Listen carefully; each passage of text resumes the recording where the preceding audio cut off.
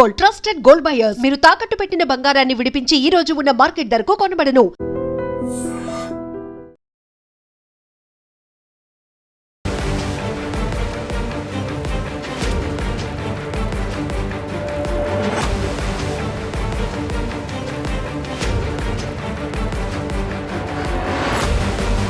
నమస్కారం, welcome to IT. నేను మీ సంగీత. ఒక మహిళకు ముద్దు పెట్టినందుకు ర్యాపిడో డ్రైవర్కి 5 సంవత్సరాల జైలు శిక్ష పడే అవకాశం ఉంది. దాంతోపాటు ఫైన్ కూడా విధించే అవకాశాలు ఉన్నాయి. అసలు ఏం జరిగింది అనేది మనం తెలుసుకుంటే, తిరుపతిలో ఆమె ఒక బ్యూటీ పార్లర్లో వర్క్ చేస్తూ ఉంటుంది. అయితే బ్యూటీ పార్లరు పని అంతా కంప్లీట్ అయిపోయిన తర్వాత దానికి లాక్ వేసుకొని వెళ్ళడానికి కొంచెం ఆలస్యం అయిపోయింది. అర్ధరాత్రి 12 గంటల సమయంలో ఒక ర్యాపిడోను బుక్ చేసుకోవడం జరిగింది. ఆ బైక్ పైన వచ్చిన వ్యక్తి వెళుతున్న దారిలోనే ఈమెతో మిస్బిహేవ్ చేయడం స్టార్ట్ చేశాడు. అంటే బాడీకి బాడీ టచ్ చేయడం కానివ్వండి, కొంచెము ఇలా లెగ్స్ను టచ్ చేయడం కానివ్వు, ఇలాంటివన్నీ చేస్తూ ఆవిడతోటి చాలా అసభ్యకరంగా ప్రవర్తించడము, ఆవిడతో మాట్లాడే విధానం కూడా చాలా అబ్యూజ్గా ఉండడం అనేది ఆవిడ గమనించింది. కానీ ఇంత అర్ధరాత్రి పూట ఎక్కడ ఈ బైక్ మీదకి దిగితే రోడ్డు మీద సింగిల్గా అయిపోతాను అని చెప్పేసి అతని ప్రవర్తన తట్టుకుంటూనే అలా కంటిన్యూగా వెళుతూ ఇంటి దగ్గరికి చేరుకున్న వెంటనే అతను బైక్ ఆపేసి ఆమెను లాగి పట్టుకొని ఒక ముద్దు పెట్టడం జరిగిన తర్వాత ఇమీడియట్గా ఆవిడ వాళ్ళ హస్బెండ్కి ఆ ఇన్ఫర్మేషన్ చెప్పగానే ఆయన తొందరగా బయటికి వచ్చేసి ఈ ర్యాపిడో డ్రైవర్ని పట్టేసుకొని పోలీసులకు ఇన్ఫర్మేషన్ ఇచ్చి పోలీస్ స్టేషన్కి తీసుకెళ్లడం జరిగింది. వారికి అక్కడ వెళ్ళిన వెంటనే వాళ్ళు ఎఫ్ఐఆర్ చేశారు. తర్వాత నెక్స్ట్ అతన్ని కూడా ఇంట్రాగేషన్ చేయడం అనేది జరిగింది. అంటే ఇంత దారుణమైన సిచ్యువేషన్స్ కూడా ఈ మధ్య కాలంలో చోటు చేసుకుంటూ ఉన్నాయి. ఎవరిని కూడా నమ్మడానికి లేదు. అంతేకాకుండా ఎప్పుడైతే ఇలాంటి సిచ్యువేషన్ జరిగినప్పుడు అతని ఎఫ్ఐఆర్ ఎలాగైతే ఇచ్చాడో అదే విధంగా ర్యాపిడో ఏదైతే యాప్ ఉంటుందో ఆ యాప్లో కూడా వెళ్ళి కంప్లైంట్ అనేది ఈ యొక్క ర్యాపిడో డ్రైవర్ మీద చేసుంటే అతని యొక్క పర్మిషన్ రద్దు చేస్తారు. అతన్ని ర్యాపిడోలో ఎప్పుడు కూడా ఇంకా మళ్ళీ రావడానికి కూడా వాళ్ళు తీసుకునే ఛాన్స్ ఉండదు. వాళ్ళ ఐడెంటిటీ మొత్తం కూడా అంటే వాళ్ళ పర్మిషన్ అంతా కూడా తీసేయడం జరుగుతుంది. ఎంప్లాయీగా వాళ్ళని టర్మినేట్ చేస్తారు. ఇలాంటిది కూడా ఉంటుంది. అయితే మనం ఇందులో చూసేసుకుంటే ఐపీసీ సెక్షన్ 354 అదేవిధంగా IPC section 354A sub clause A కింద ఇవి కేసులు ఫైల్ అవుతాయి. అప్పుడు ఏమవుతుందంటే ఐపీసీ సెక్షన్ 354 అయితేనేమో 1 year నుంచి 5 years వరకు కూడా జైలు శిక్ష పడుతుంది. దాంతోపాటు జరిమానా కూడా విధించే అవకాశాలు ఉంటాయి. అదే 154 సబ్ క్లాస్ ఏ ప్రకారం అయితేనేమో 3 years వరకు కూడా జైలు శిక్ష పడే అవకాశం ఉంటుంది. దాంతోపాటు ఫైన్ విధించే ఛాన్సెస్ ఉన్నాయి. ఈ లెక్కను చూసేసుకుంటే అతను ఆ అర్ధరాత్రి పూట అమ్మాయి ర్యాపిడో బుక్ చేసుకున్నప్పుడు సేఫ్గా తీసుకెళ్లాల్సింది పోయి అతను చాలా అబ్యూజ్డ్గా బిహేవ్ చేయడం అనేది చాలా హృదయ విదారకం. అంటే ఒక అమ్మాయి కన్సర్న్ లేకుండా, ఆ అమ్మాయికి ఇంట్రెస్ట్ లేకుండా అలా టచ్ చేయడం కానివ్వండి, అలా బలవంతంగా ముద్దు పెట్టడం కానివ్వండి, అదేవిధంగా అబ్యూజ్డ్గా అంటే అబ్యూజ్డ్ మీన్స్ అంటే కొన్ని అడల్ట్ కంటెంట్ టైప్లో మాటలు కానివ్వండి, అలాంటివి మాట్లాడినా సరే వారు ఆ అమ్మాయిని లైంగికంగా వేధిస్తున్న కిందికే రావడం జరుగుతుంది. కాబట్టి ఈ సెక్షన్స్ అనేవి అట్రాక్ట్ అవుతాయి. ఇమీడియట్గా ఎఫ్ఐఆర్ అయింది కాబట్టి మొత్తం ఇంట్రాగేషన్ చేయడం జరుగుతుంది. ఎవరైనా ఇదివరకు కూడా ఇతని బైక్ మీద వెళ్ళిన అమ్మాయిలు ఎవరైనా సరే ఇలాంటి ప్రాబ్లం ఫేస్ చేశారా, ఎవరినైనా ఇంకా ఏమైనా ముందుగా ఫార్వర్డ్ అయిపోయి ఎలాంటివన్నా అబ్యూజ్డ్గా చేసిన విధానం కానివ్వండి, లేదంటే అమ్మాయిలను బెదిరించడం కానివ్వండి ఏమైనా చేశారా, లేదంటే అమ్మాయిలను ట్రాప్ చేయడం కానివ్వండి, ఇలాంటివి ఏమైనా చేశాడా లేదా అని చెప్పేసి ఆ ర్యాపిడో డ్రైవర్ యొక్క హిస్టరీ మొత్తం కూడా కలెక్ట్ చేస్తూ ఉంటారు. అంటే ఖచ్చితంగా ఉంటుంది ఎన్ని రైడ్స్ చేశారు, ఆ రైడ్స్లలో ఎవరెవరు వచ్చారు ఏవేంటిది అని చెప్పేసి ఫోన్ నెంబర్స్ అన్నీ కూడా ఏదైతే యాప్ ఉంటుందో యాప్లో వాళ్ళు పొందుపరచడం జరుగుతుంది. జరిగిన తర్వాత వాళ్ళు ఖచ్చితంగా ఇన్ఫర్మేషన్ అనేది ఇస్తూ ఉంటారు పోలీసులు అడగగానే. ఎందుకంటే ఎఫ్ఐఆర్ అయ్యింది కాబట్టి. ఇలాంటివన్నీ ఇది తిరుపతిలో జరిగింది కాబట్టి మన దగ్గర జరగలేదు అని చెప్పేసి చాలామంది మనకైతే సేఫ్గానే వెళ్తున్నాం, సేఫ్గానే వస్తున్నాం అని చెప్పేసి మాత్రం ఎట్టి పరిస్థితుల్లో అనుకోకూడదు. ఎందుకు అంటే ర్యాపిడ్ అంటే ఇలాంటి మన రైడ్ యాప్స్లలో ఏమవుతుంది అంటే వెహికల్తో వేరే ఒకటి రిజిస్ట్రేషన్ అవుతుంది. అంటే రిజిస్ట్రేషన్ మీన్స్ అంటే లాగిన్ అవుతున్నారు, ఈ బైక్తో మేము ర్యాపిడో కొడతాము అని చెప్పేసి చెప్తున్నారు. కానీ ఏమవుతున్నారంటే వాళ్ళు ర్యాపిడో ఓకే చేస్తున్నారు కానీ బైక్ మాత్రం వేరేది వస్తుంది, డ్రైవర్ కూడా వేరే వాళ్ళు రావడం జరుగుతుంది. అలాంటి టైంలలో అప్పుడు వాళ్ళని ట్రేస్ చేయడం కూడా చాలా కష్టమవుతుంది. ఇక్కడ ఈ మహిళ యొక్క భర్త చాలా చాకచక్యంగా పరిగెత్తుకుంటూ వచ్చి ఇమీడియట్గా అతన్ని పట్టుకొని పోలీస్ స్టేషన్ దాకా తీసుకెళ్లాడు కాబట్టి ఎఫ్ఐఆర్ అనేది వెంటనే ఇమీడియట్గా ఫైల్ అవ్వడం జరిగింది.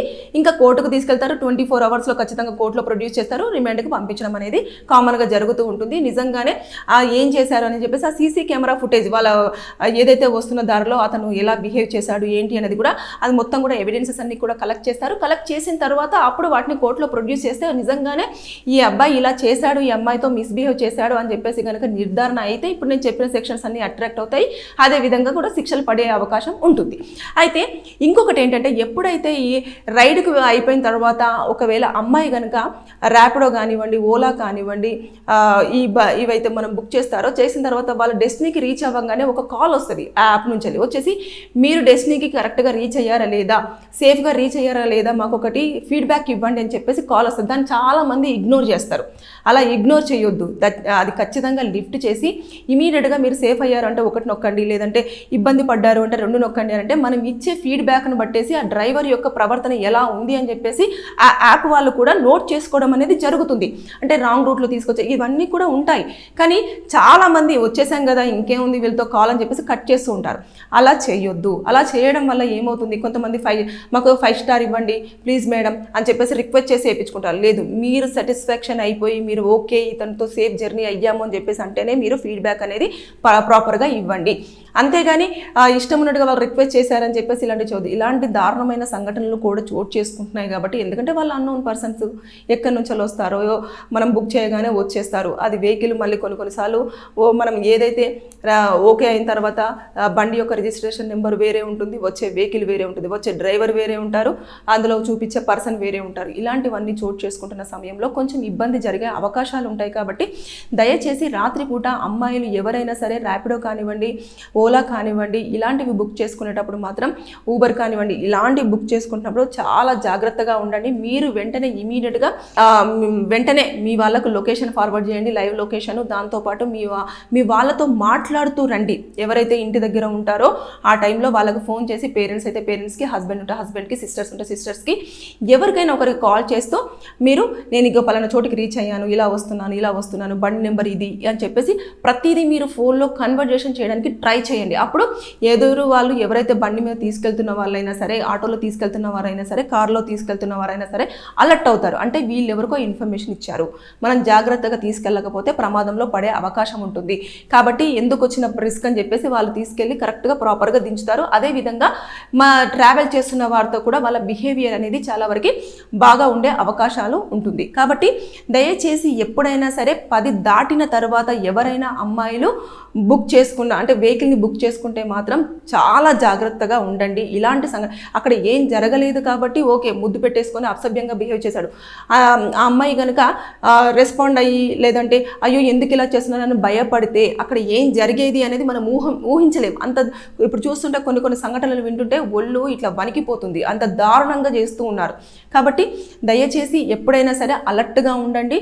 మన జాగ్రత్తలు మనమే తీసుకోవాలి. మనం ఎప్పుడైనా సరే వెహికల్ బుక్ చేసుకున్న వెంటనే నేను చెప్పిన ఇన్స్ట్రక్షన్స్ ఫాలో అయ్యి మీరు సేఫ్గా డెస్టినీకి రీచ్ అయిన తర్వాత మీకు ఖచ్చితంగా యాప్ నుంచి కూడా ఒక కాల్ వస్తుంది, దానికి కూడా ఫీడ్బ్యాక్ ఇవ్వండి. అతను మిస్బిహేవ్ చేస్తే మిస్బిహేవ్ చేసినట్టుగానే ఓకే సేఫ్ జర్నీ అయితే సేఫ్ జర్నీ, మేము డెస్టినీకి కరెక్ట్గా రీచ్ అయ్యాము అని చెప్పేసి మీరు ఫీడ్బ్యాక్ ఇస్తే దాన్ని బట్టేసి వాళ్ళు ఆ కాలంలో ఫిలప్ చేసుకోవడం అనేది జరుగుతూ వస్తుంది. ఇమీడియట్గా వాళ్ళు రెస్పాండ్ అవుతారు. ఇక్కడ మాత్రం చాలా చాకచక్యంగా పోలీసులు ఇమీడియట్గా అతని మీద ఎఫ్ఐఆర్ చేశారు ఈ అమ్మాయి ఇచ్చిన దాన్ని బట్టి. ఇప్పుడు కోర్టులో వీళ్ళు ప్రొడ్యూస్ చేయాల్సినవి ఏమి ఉంటాయంటే ఏవైతే ఆ అమ్మాయితో మిస్బిహేవ్ చేసినట్టు కానీ ఏమేమి మాటలు మాట్లాడాడు అనేది ఎవిడెన్సెస్ ఆ అమ్మాయి దగ్గర నుంచి కలెక్ట్ చేసుకుంటారు. తర్వాత నెక్స్ట్ సీసీ కెమెరా ఫుటేజ్ తీసుకుంటారు. దాంతోపాటు అతని అబ్బాయి బిహేవియర్ ఏంటి అని మొత్తం చేసిన తర్వాత షార్ట్ షీట్ ప్రిపేర్ చేసి కోర్టులో ప్రొడ్యూస్ చేశారంటే కేసులు ఫైల్ అవుతాయి, అది కేసులు ప్రూవ్ అవుతాయి, కోర్టుకు వెళ్ళడం జైలుకి వెళ్ళడం అనేది జరుగుతుంది, శిక్ష అనుభవించక తప్పదు. సో బీ కేర్ఫుల్, జాగ్రత్త. Thank you. And for more videos, Please subscribe to iDream. Please subscribe to iDream. Please subscribe iDream. And please subscribe to iDream. For more videos, subscribe to iDream. please like, share and subscribe to the channel. Congratulations, iDream. subscribe to iDream. Subscribe to iDream. So subscribe to iDream Media.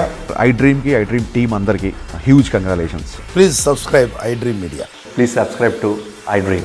Subscribe iDream. Please subscribe to iDream. iDream అంటే నా కళల ఛానల్ను subscribe చేసుకున్న నోరు తిరుగుతలేదు, మీరైతే గంట గుర్తు కొట్టండి. For more such videos, please subscribe to iDream. Subscribe to iDream. Please subscribe to iDream. Please subscribe iDream Media. Please do subscribe to iDream. Please subscribe to iDream Media. For best entertainment and information, please subscribe iDream. And don't forget to subscribe to iDream.